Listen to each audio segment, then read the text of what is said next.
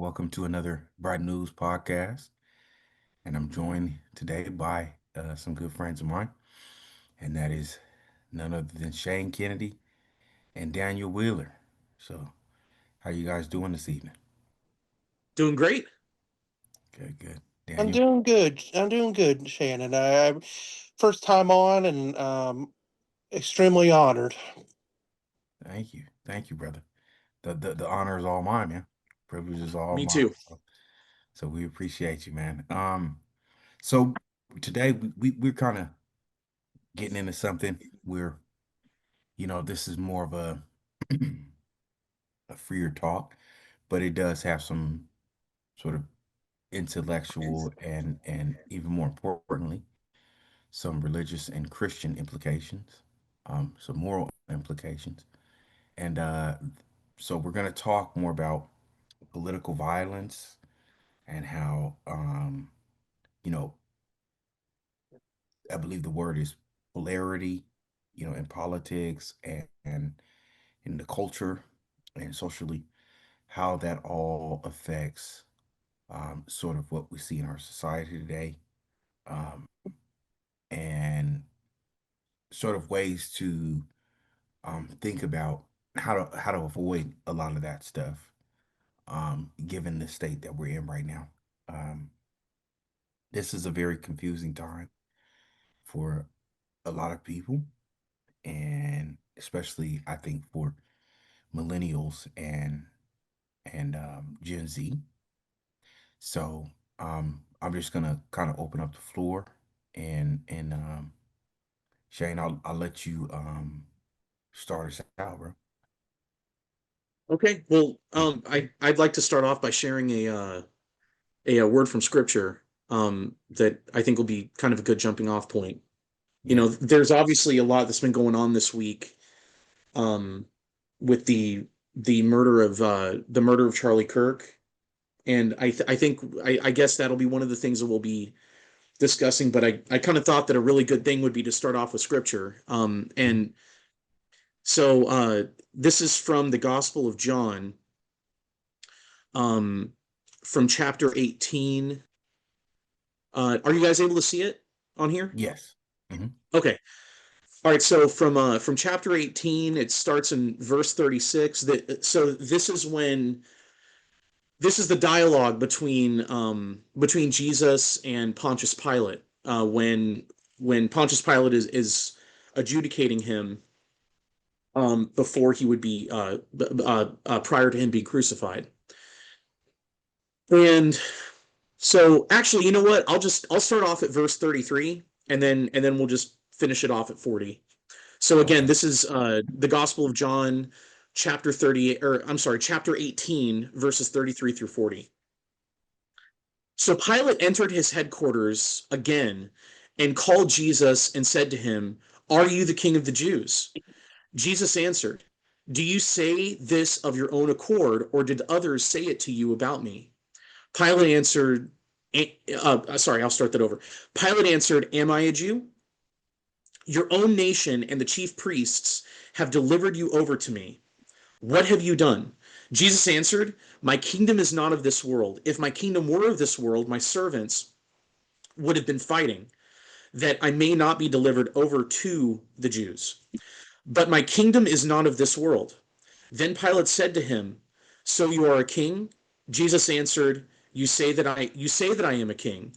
For this purpose I was born, and for this purpose I have come into the world, to bear witness to the truth." Now, pay very close attention, because in verse 38, this is the kind of the theme of what I think has really been happening for a while in our country, but specifically right now, in the aftermath of the death of Charlie Kirk. Um, For this purpose I was born, and for this purpose I have come into the world, to bear witness to the truth. Everyone who is of the truth listens to my voice. Pilate said to him, "What is truth?" After after he had said this, he went back outside to the Jews and told them, "I have found no guilt in him. But you have a custom that I should release one man for you at the Passover. So do you want me to release to you the King of the Jews?" They cried out again, not this man, but Barabbas. Now Barabbas was a robber. Okay, so the really important thing here that I want to point out is is the beginning of verse 38. Pilate said to him, "What is truth?" And I'm going to stop sharing my screen now. It kind of seems to me that's a question that people have been that's kind of been it's been reverberating throughout our country and our world. What is truth? What is truth? What is truth? And I think that's the question that's looming in the shadows behind all the anxiety and all the anger and all the rage and all the frustration and even the people praising the death of Charlie Kirk. This is something looming in the background, is this question: what is truth? What is truth? And I think that's also looming in the background of all the gender ideology stuff. I think it's looming in the background of all the battles between capitalists and socialists and everything. It's this question of what is truth? What is truth? So I don't know if you guys want to Yeah. Yeah. I mean, respond to that. that's something that actually when I was when you read that gospel, you know, you always get this image in your head that Christ is standing before Pontius Pilate, Yeah. and everything. And they're kind of going back and forth and having this dialogue. But I don't know if you guys remember that movie, Passion of the Christ, Oh yeah. you know, and he was standing there and he was all I think he saw Pontius Pilate just before he had been flogged and everything, you know. And Christ, he the Pontius Pilate asked him what is truth. And the thing is that I think that still gets a lot of people in this day and age. It's like, what is truth, right? For Christians, you know, we would say and believe that, you know, what Jesus said. He said, what? I am the way, the truth, and life, right? Yeah. Now, perhaps Pontius Pilate was not, you know, aware of those messages and stuff like that. I mean, we're talking about somebody, Pontius Pilate being a very high magistrate who's kind of like almost kind of like the viceroy of the emperor in the region. So he's not really thinking about what Jesus has said. His whole thing is about setting order and control, peace or Pax Romana in in that region. So, you know, I think that is a very sort of good question, right? Because if you're not a Christian, then then then you really have to ask yourself, what is truth, right? Outside of Christ, is there really any truth to be had? You know, so I'll leave that there. Outside of Christ, is there really any truth to be had? So, yeah, Daniel, do you Daniel? want to say anything? Well, I think it's a good start for what we're going to go over today, and kind of prove my point um, that this kind of outlet has been used to persecute and sway people's minds into thinking differently of somebody, and because I mean, for a while there, for a while there, Jesus would go and preach, and there wouldn't be such a big uprising of people. They weren't upset. There was big crowds, but then there was a certain crowd of people that didn't. Um, they had enough. Didn't want him to keep on preaching his word, so they set out a mission to get rid of him. So now that's with this Charlie Kirk thing. It's a big accusation to make, and will, I know it's going to sound dumb, will either not or will hear about it down the road. Um, I mean, like, no kidding. But, I think if, unless they trip up, that this information is probably going to find its way hidden. The point is that we have to identify that this kind of hate speech, this kind of manipulation.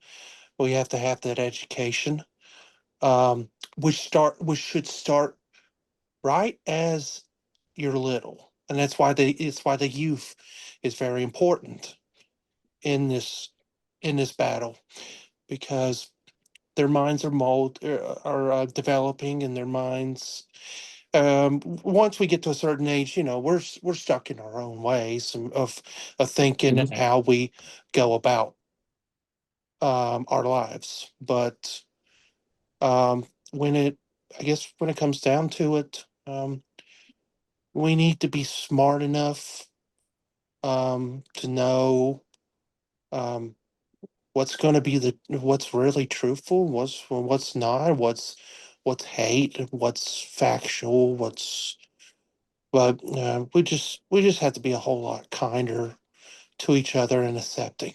So, but yeah, that's a great verse, great scripture to start out what we're going to talk about today. Well, and truth is powerful. Mhm. There's the whole saying that like speaking truth to power, right? And I think getting kind of a little bit deeper into it, I think looming in the background is this question of, is truth the opinion of the powerful, or is truth to be found in a person, Mm, that's of cosmic significance, who is our Lord Jesus Christ, mm, mm, mm, and that we come to apprehend truth through him and through his life, right? Like, so the thing is that his existence and who he was breaks the, you can either have one or the other. If Jesus existed and was who he said he was, then truth is not the opinion of anybody. Truth exists in and of itself, mm, and that's one of the reasons that I think Charlie Kirk was so powerful and such a threat to the powerful. I think for a time the powerful were able to kind of keep him sort of on a leash in a way, where they were able to fund his organization, and kind of keep him on message on certain things. You can see the articles that Max Blumenthal and his wife wrote, released through the Gray Zone. If you're interested in that, I don't want to go more into that because I don't want for Bright News to get penalized. But um, Charlie Kirk, the thing that made him, I think, so powerful is that he was speaking to people and asking them questions, and they were talking via dialogue, right? Like discussing, and uh and it makes me think of the very beginning of the book of John, mm, where it says, in the beginning was the Word, right? And the Word was God, and the Word was with God. Well, what's the Greek word that's used for word there? The Greek word that's used for logos, word there, what? logos. Logos. Mm, And the thing is, that word you can't capture. You can't translate that word properly into English, because it's not just that logos doesn't only mean word, but it means like the cosmic reason for everything. It's mhm, the and the reason that we translate it into the word is mhm, that it's spoken. mhm, And so there's this way that you can apprehend truth by speaking with other people and dialoguing with other people, right? And like asking questions and talking and conversing, like what we're doing now. The reason yeah, the reason we are doing what we're doing now is because of Jesus Christ. Amen. Yeah. You know, Yeah. and the thing is, and the reason Charlie Kirk did what he did was because of Jesus Christ.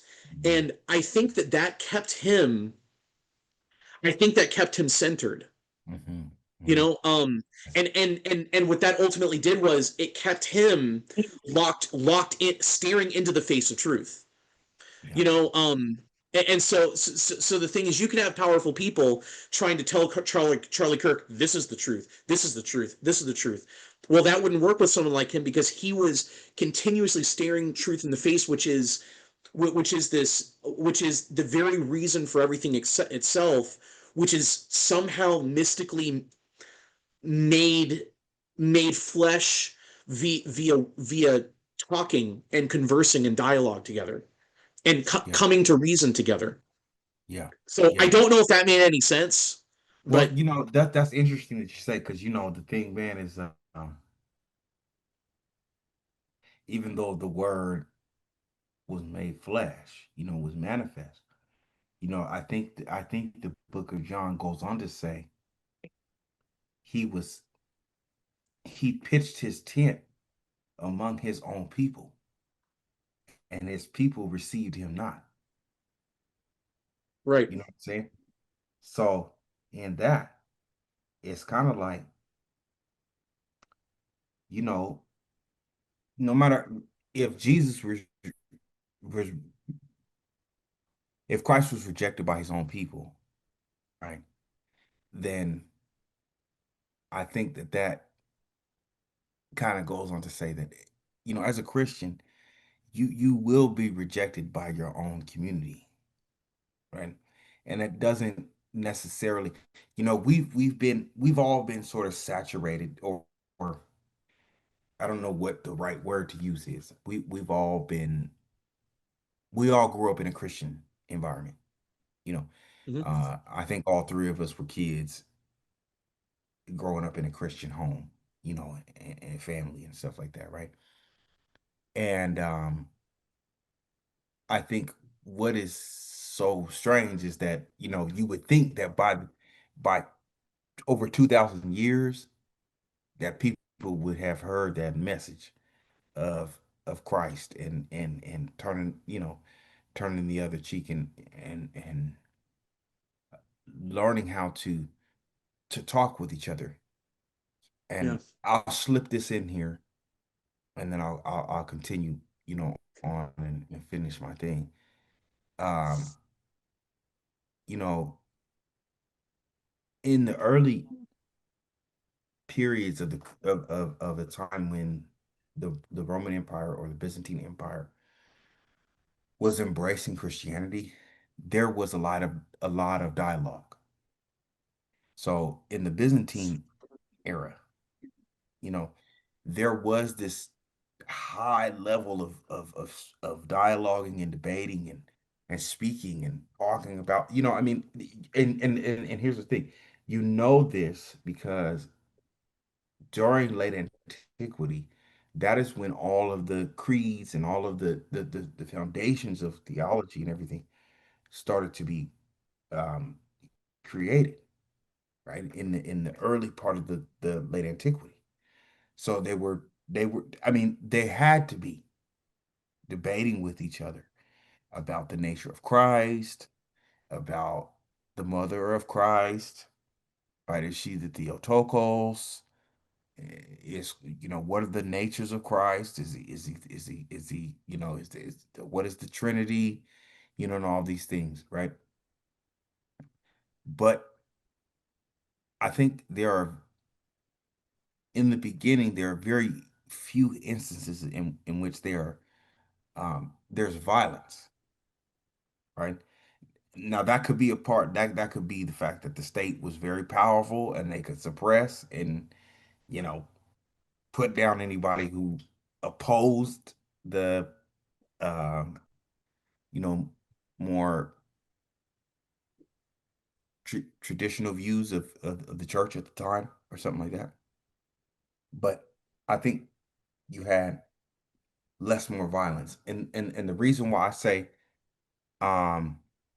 the reason why I say that is because I think the earlier Christians in late antiquity they had already witnessed the the the persecution that had taken place before them, right?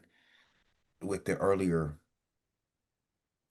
members of churches, churches of Ephesus and all these, early churches. I mean, a lot of those people had gone through a lot of persecution. They were Mhm. killed and burned at the stake and, all these things, fed to lions and, you know, a lot of things that we would not be able to picture, in our life. I mean, we would not be able to stomach that. You know what I mean? And so I think the church gradually moved from this state where like people who who were persecuted for their faith and how do you deal with that and stuff like that? How do you deal with persecution and stuff? And I want to say there is a there is a first council that is spoken of in the book of Acts, where Oh, the council. You're talking about the Council of Jerusalem? yes, the Council of Jerusalem, right? And all these people, they're coming with a lot of pain. They're like, man, I was persecuted for my faith. I don't know how to feel about people that gave up on the faith. And I Well, don't, and there's a struggle there too of like, are we? What's our identity? Are we Jewish or are we Greek? yeah, You that know, too. and the conclusion was you're really you're neither. Yeah, You're in Christ. yeah, You know, that's what so Paul said. circumcision Yeah, doesn't really matter, and following the not eating pork. yeah, You can eat pork now, and you can eat yeah, ham and everything like that.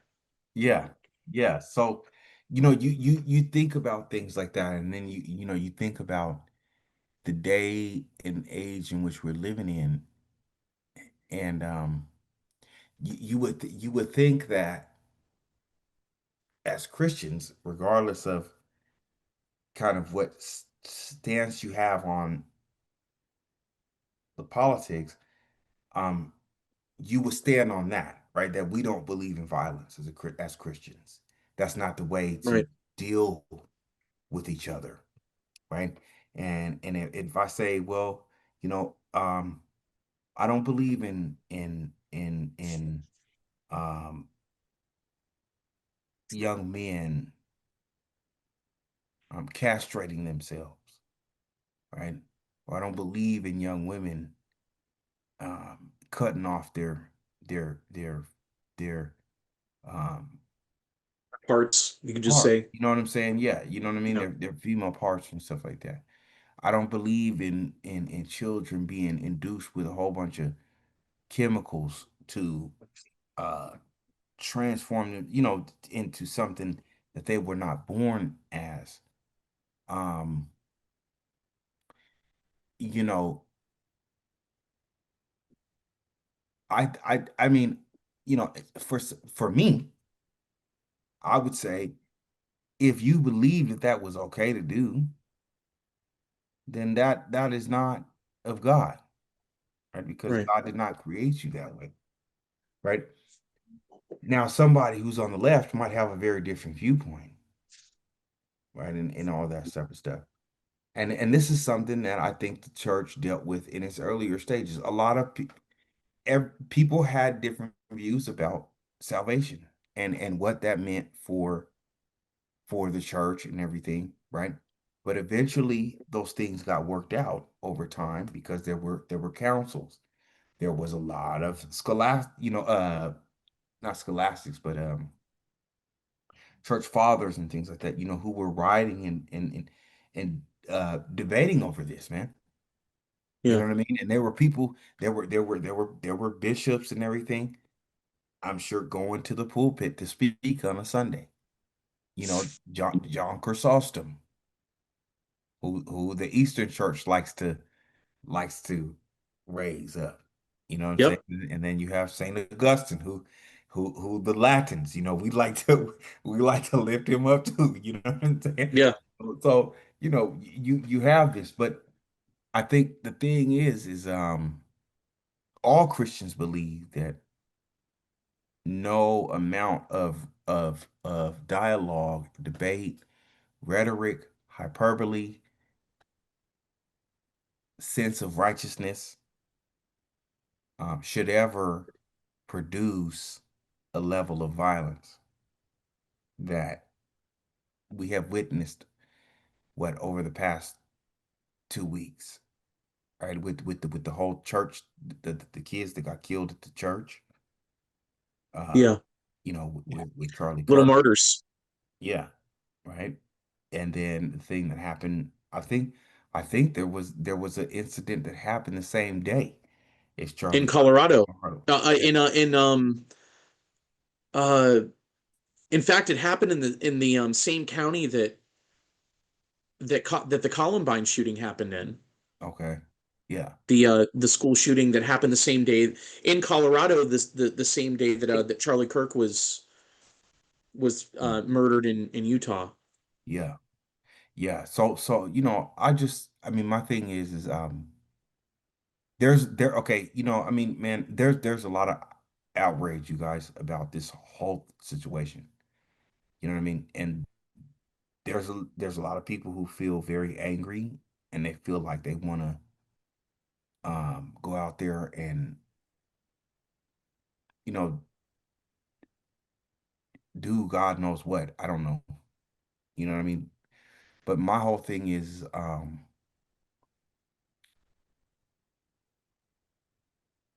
you talk about, people talk about the just because okay, here's the thing, man. On one side, and then this is just, I mean, we just did a talk about this whole thing, his assassination and everything, Charlie Kirk's assassination. But the thing is, man, is that you got a lot of people who are online saying a lot of, they're giving their opinion on whatever. And the thing is that you got people getting fired from their jobs for their comments and things that they've said online, right? Hmm.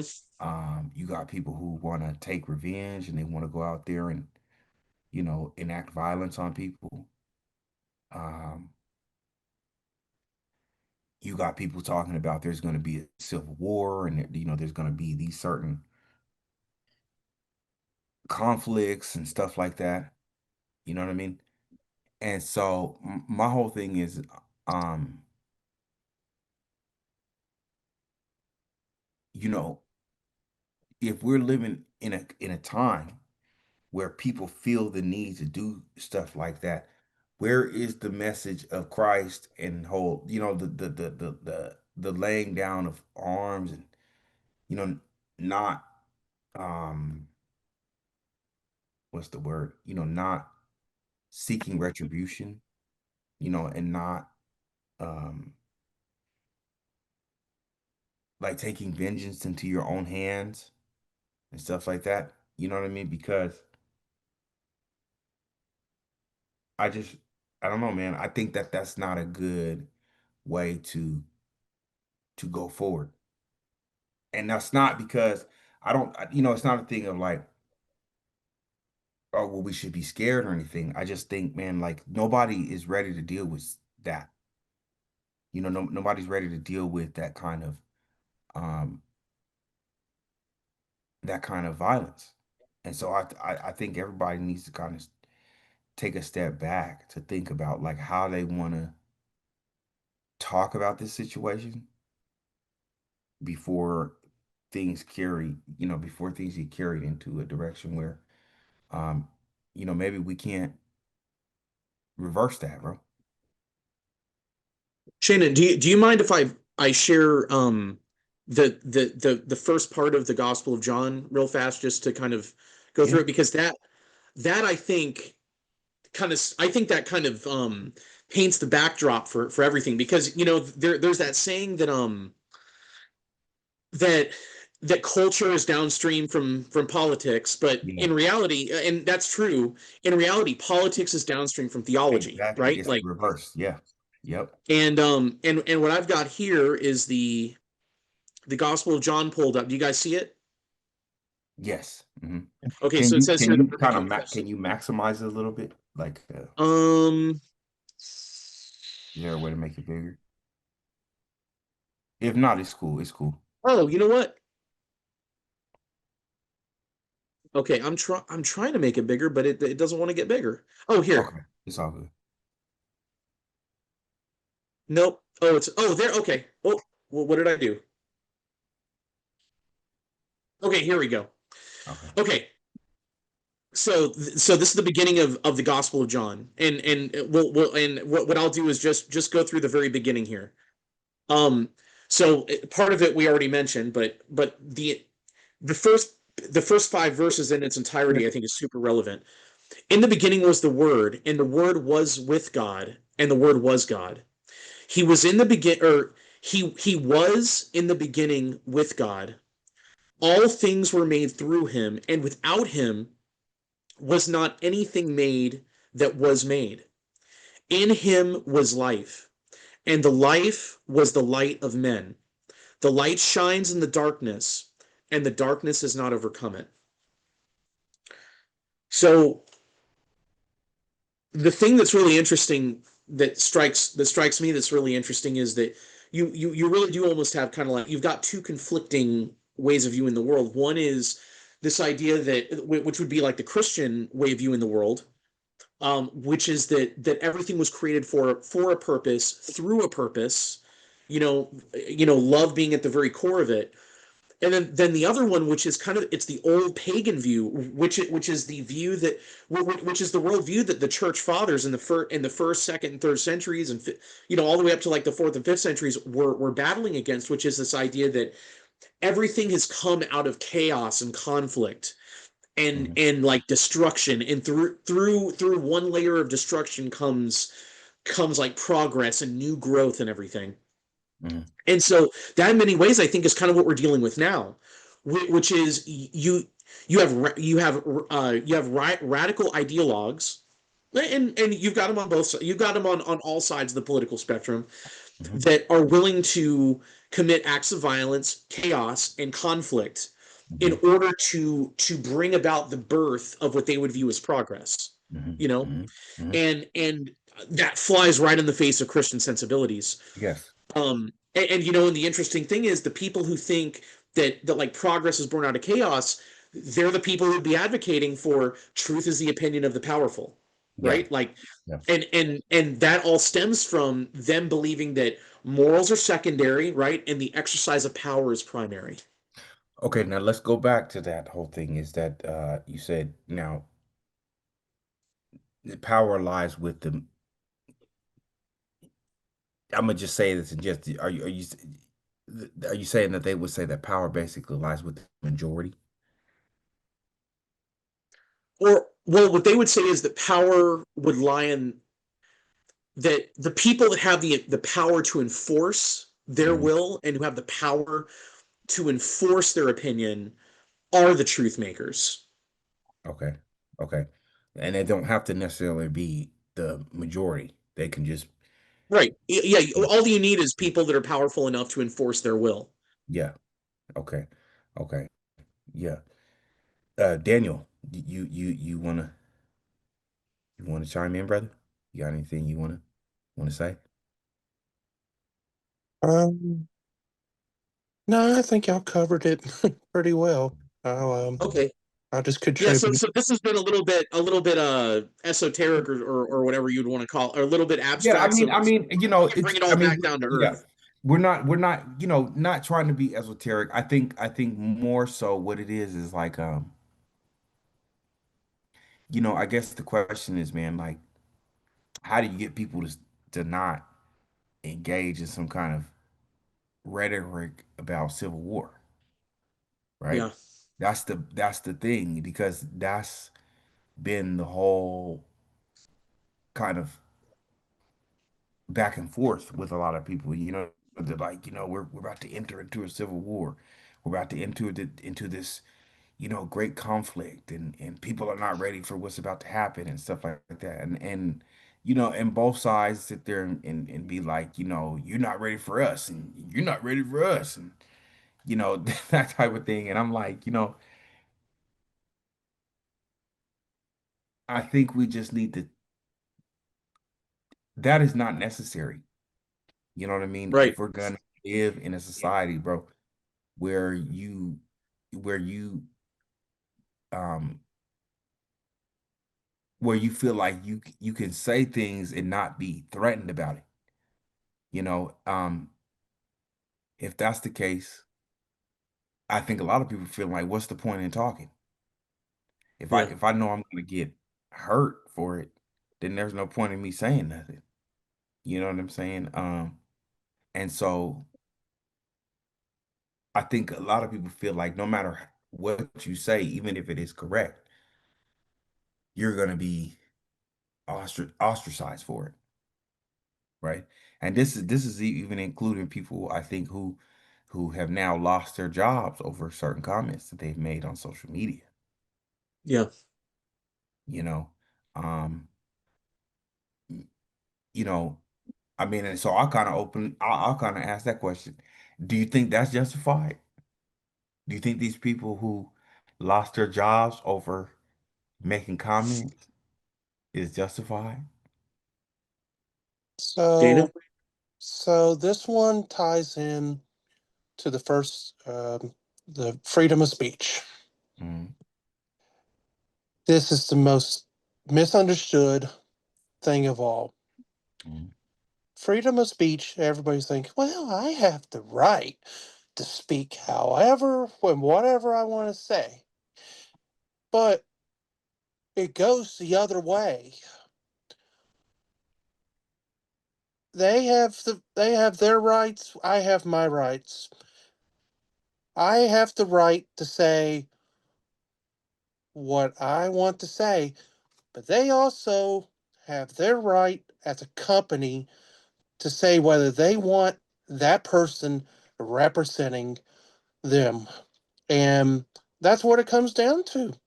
They they say, "Oh man, this is really not going to look good PR wise if we keep somebody that advocates to and is actually excited that somebody is murdered." So it's kind of what it comes down to. These companies have the right to respond um, to the speech. So freedom of speech goes both ways. Is the main point mm, of that. mm, mm, Well, remember too, these are the same people. You remember, do you remember oh, what was her name? Gina, was it Gina Carano? Yes. She okay, yeah, she was on The Mandalorian, and remember Disney fired her because Hmm. what was it didn't she retweeted something? She retweeted a meme or something, and they fired her. Yep. And remember like the whole thing with Roseanne? Yeah, she took all that Ambien, Mm, and and went on there and started tweeting up a storm of a bunch of stupid stuff. And she retweeted a thing about was it Susan Rice Hmm. that she retweeted? Daniel, listen, you're thinking of the South Park episode, and I am too. I just connected the dots. So that's where they're getting Tally taking Yep. Ambien and saying stuff. I didn't know it was Roseanne. Yeah, yeah. So and so the thing is, like, these are people that back then were advocating to not to fire people and to basically try to make it so that these people could never be hired again anywhere else. They weren't only going after celebrities; they were also going after regular people too. mhm, And now that the shoe's on the other foot, they're sitting there saying that this is wrong and what about freedom of speech and everything. mm, And I have some friends that were actually affected by that, like back around 2015, 2016. Um, and I'm not And going to get into that. So the only thing I'll say is this: I'm not necessarily in favor of anybody losing their job because of opinions, mhm, but because of the onslaught that they unleashed about a decade ago and didn't stop until probably about 2 or 3 years ago, really. Um, I guess I have a really hard time feeling sympathetic toward them, and I'm not going to oppose it, but mhm, it's not something I'd ever participate in. Yeah, I personally, if I had somebody working for me that had even a radical opinion about something that I disagreed with, I probably wouldn't fire them. If it were something that I thought could poorly reflect on me or my or like a business or something like that, then I would have a talk with them first, Yeah. and give them a chance. But I guess the thing I'm saying is I have a really hard time feeling sympathetic for those people. And now, if you're dealing with college professors Mhm. that are publicly celebrating the execution of their political enemies and stuff, maybe you shouldn't have them as college professors. Maybe you should fire them, or teachers and stuff like that are trying to influence the youth, that are trying to incite the youth to support the execution of anybody that doesn't agree with them. It's probably not a good idea to have those kind of people in roles that are where they're going to try to shape the minds of the next generation of Americans to believe that way. But if you're dealing with like a plumber or something, it doesn't really matter what their political views are. They could be a raging communist or be a raging a raging MAGA person or something. Mhm. And at the end of the day, as long as they're able to to get your toilet working again, it doesn't matter, you know. Yeah. So to me, there are varying degrees of it. Well, how about okay, so I'm gonna tell you guys something. You know, there have been, certain instances in which not only has there been sort of a thing of like non-sympathy or whatever for the death of Charlie Kirk, but then there's also been this incidents where certain schools they had refused to kind of acknowledge or pay some kind of recognition to the assassination of Charlie Kirk, right? Right. So do you think that they be should they be forced to acknowledge that? I mean, is that their right to say, hey, you know what? Um, okay, so because here's the thing, right?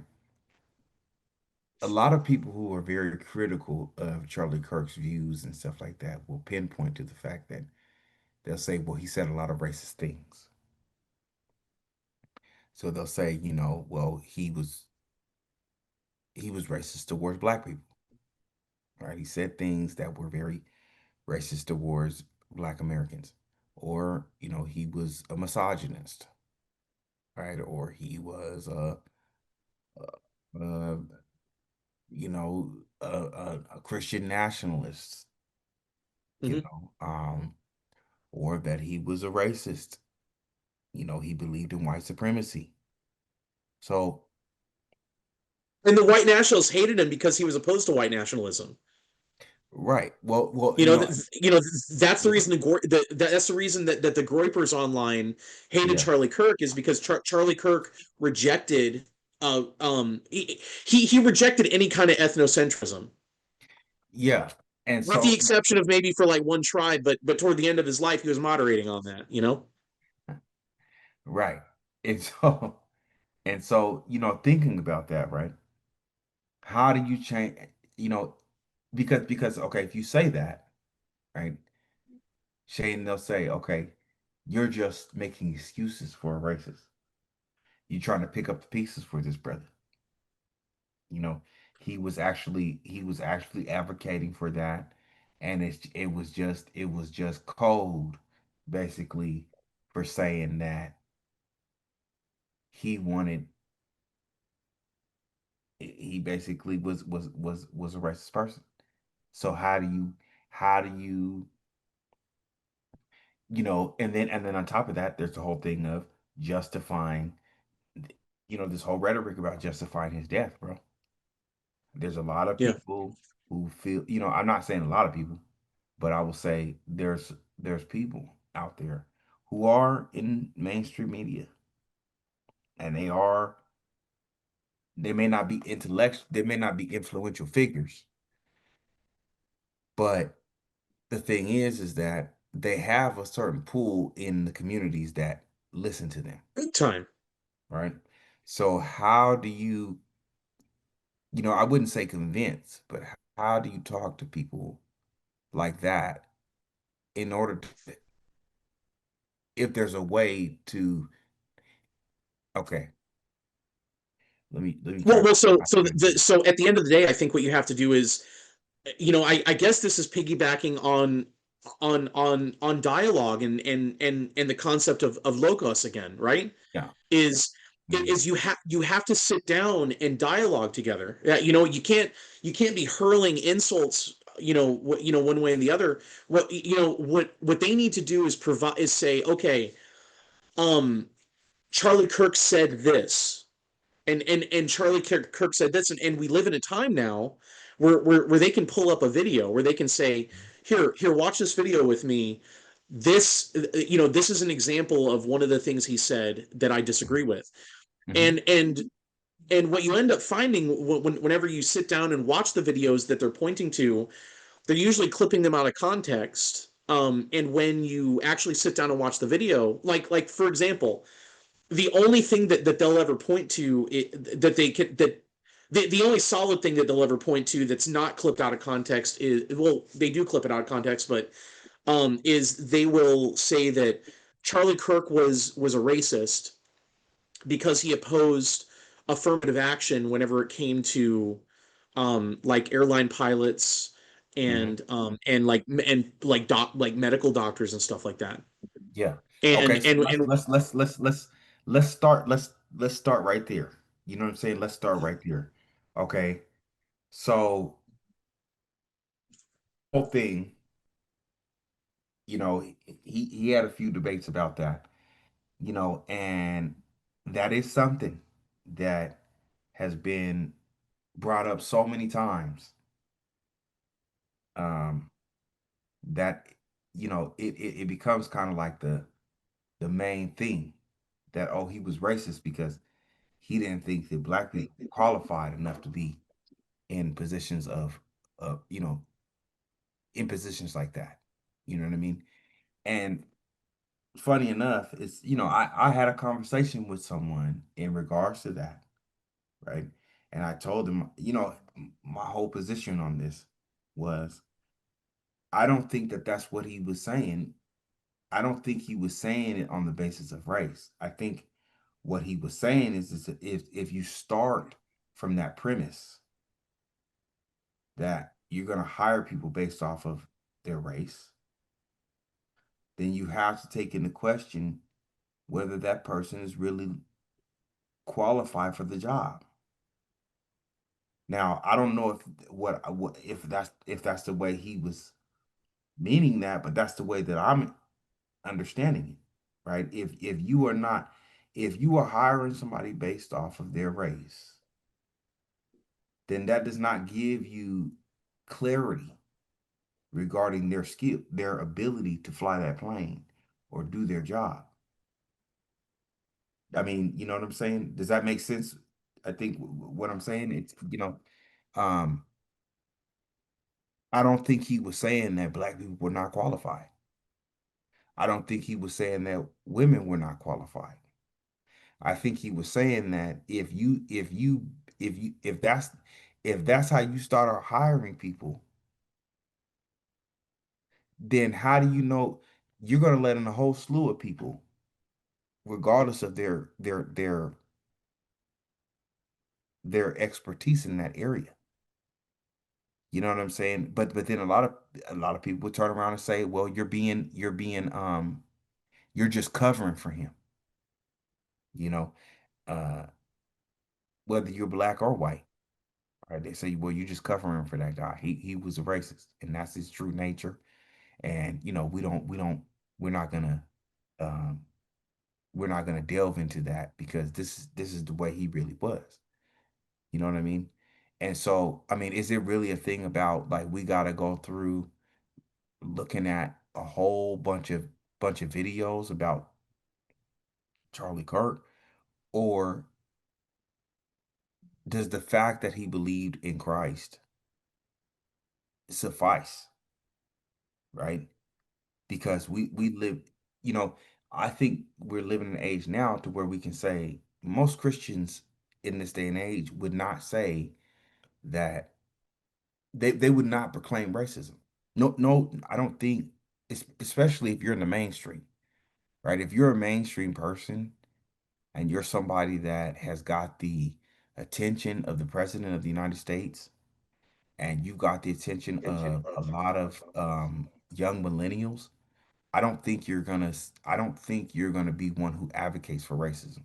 That's why it doesn't make sense to me. Do you understand what I'm saying?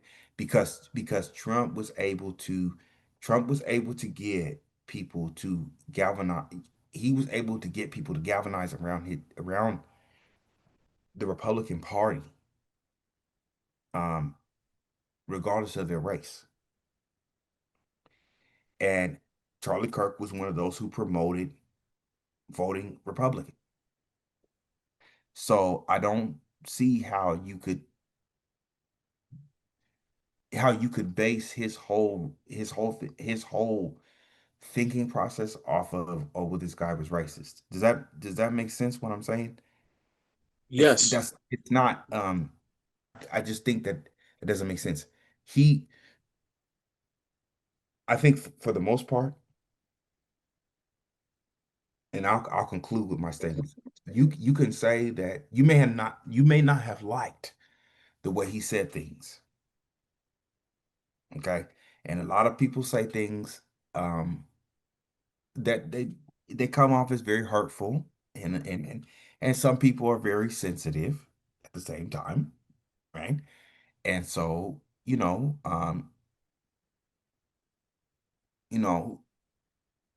Charlie Kirk was kind of blunt in his the way he spoke.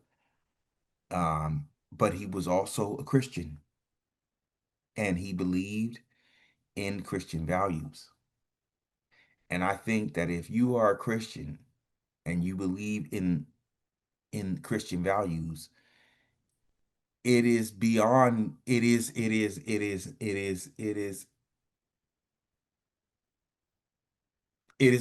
you to think in terms of racial supremacy.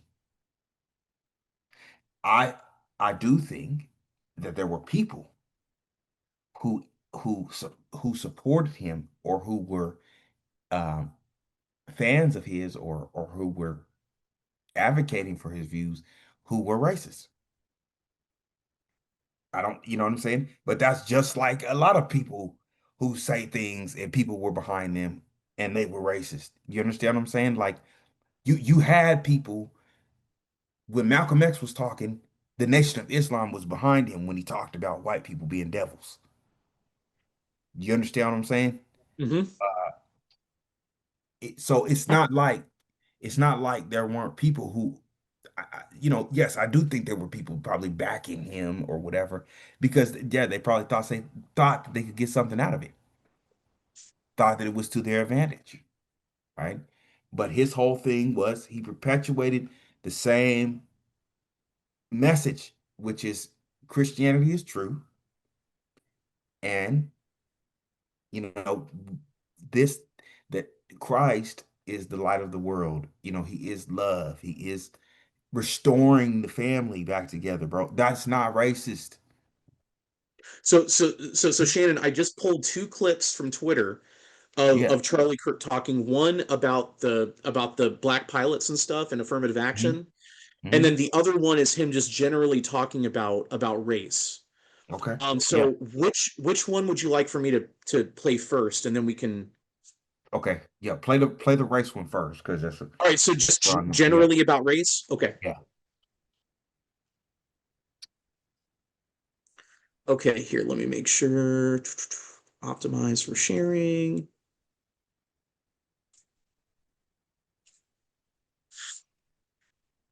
Okay, are you guys able to see my screen? Yeah. Okay. Yes. All right. Let me know if you can't hear it for some reason. Of course, there are qualified black and female pilots. And when I said what I said on Thought Crime, and I will repeat what I said, I never challenged that. But what DEI does is it introduces poisonous, toxic lines of thinking. The point I was making is this, is it's condescending to qualified blacks. It's condescending to qualified females. What it does then is it forces questions that otherwise would not exist. In a pure merit-based system, for example, if United Airlines CEO said, we have the best pilots. If they're black, if they're women, if they're Asian, if they're Indian, we have the best pilots, period. I would never have this thought that I said on our show. I said, because of DEI, it begs the question when you see a black pilot, you wonder, you say, I hope they are qualified. I wouldn't think that if the CEO of United or these airlines would reject DEI and say excellence is the ultimate standard. Okay. So now, what did he say in that was wrong? Shannon, why don't you go ahead and speak on this one first? Me? Speak on it? Yeah. Well, Dude, there's nothing to say, bro. There's nothing to say because he wasn't wrong, man. yeah. He wasn't wrong about what he said. He said, if you start out from the basis of hiring people based upon their race, you are going to bring questions. People may not say that out loud, okay? But the thing is, everybody was thinking it, bro. Everybody was thinking that, man. So we don't have to sit here and try to imagine like, oh, people are just gonna be so accepting. Bro, listen, man. If you hire somebody, I don't care who you are. If I'm hiring you based on your race, and look, I'm gonna tell you like this. Do you think any business, any major business, Amazon, Google, Facebook, Twitter, X, Insta, Google, Twitfix, would hire somebody who doesn't know what they're doing? But I'm gonna hire you based on the fact that you're a woman, or because you're, Indian, or because you're Chinese, or because you're Jewish, or because you're black. That's craziness. Yeah. Because if my business suffers because of you, because of this whole thing of DEI, don't nobody want that. Well, and in many ways, the thing it's kind of it's like a mental prison that they try to put into people's heads. Yeah, They try to tell people, oh, because you're of this particular race, because you're black, or because you're Chinese, or because you're whatever, oh, that means no one's going to give you a chance. yeah, So that means you just need to you just need you need to lower your goals. You need to lower your expectations because you just can't shoot that high. That's a load of garbage. yeah. You gotta lower your standards. Yes, yeah. And what that ends up doing is it teaches it creates a helplessness. And the thing is, I see this online among a lot of especially, listen, don't come for me. I'm just saying the groypers. Because the thing that they'll say is, oh, I'm not able to get hired because I'm white, because of all the DEI stuff. It's they're giving all the jobs to Indians and stuff. No, Well, it's Shane, wait. probably Who are the gripers? Who are the gripers? the groypers. They're like the white nationalist followers of like Nick Fuentes, and Okay, they're like they're a swath of like white nationalists on the internet, okay, and okay. and their whole thing is that your race is your superpower, and they just happen to be like white nationalists, and then you've got like the black nationalists, and you got all Yeah, these different types of ethno nationalists online, yeah, especially. But their whole thing is that it's especially a lot of white men, and what they say is, well, because of DEI, I'm never going to get hired because I'm just a poor I'm just a white man, and DEI is the deck is stacked against me. It's going to go to everybody else except for me. Just poor me, poor me, poor me. It's like, maybe that can account for a little minuscule amount of it, but the thing is, like, maybe what you need to do is stop being helpless, and maybe what you need to do is acquire skills that people need. you know, and demonstrate mastery. Like, and the thing is, you know, that's why, like, man, you know, race is such a race is such a crutch, Mm-hmm. you know, and Yeah. I think that's why it's so important that our identity, that we have our identity in Christ, Mm-hmm. you know, rather than anything else. Because if you got your identity in race, if you got your identity in political ideology, if you got your identity in if you got your identity in Pokemon cards, whatever, like, those things are going to hold you back from going out and being who God created you to be, Yeah. you know? And Yeah. that's the simple fact of it. Yeah. You know, Yeah. think about it. God gave us baptism, you know, you know, and you know, baptism, and Paul says that replaces circumcision. And remember that circumcision was the thing that made someone, you know, an Israelite, right? Mm-hmm. You Mm-hmm. know, if you're circumcised, you're one, and if you're not circumcised, then you're not one. So for Christians, the bar is, are you baptized or are you not baptized? Mm-hmm. And if you're baptized, that means we're all the same ethnicity. Period. Mm-hmm. That means we all have the same identity. Now, that doesn't mean that we all have different local flares and flavors, and you know, some people dance this way, some people dance that way, whatever. You know, some Mm-hmm. people like spicy food, some people don't like spicy food. We have different languages, we speak differently and stuff, and we wear different clothes, but that means that we all have the same primary identity. Mm-hmm. And the thing is, when you get away from Christ, then you start getting into all this complicated racial nonsense, which is it's nonsense is what it is. Yeah. Um yeah, so I'm done as far as spewing off about that. But Daniel, what do you think? I think that we have downgraded over the years, Yeah. since this implementation, because we're not hiring the best qualified person for Yeah. something. We're hiring something. Oh, well, you've filled a diverse background that makes us look wonderful. Mm-hmm. That Yeah. makes us look high and mighty because Mm-hmm. we got 5 Yeah. black people and 10 Indian people, but they don't know how to do the job. But it's okay. It's Mm-hmm. okay Yeah. because they make us look good. And it's all about appearances. So, no, it's ridiculous. There's been Mm-hmm. qualified people of different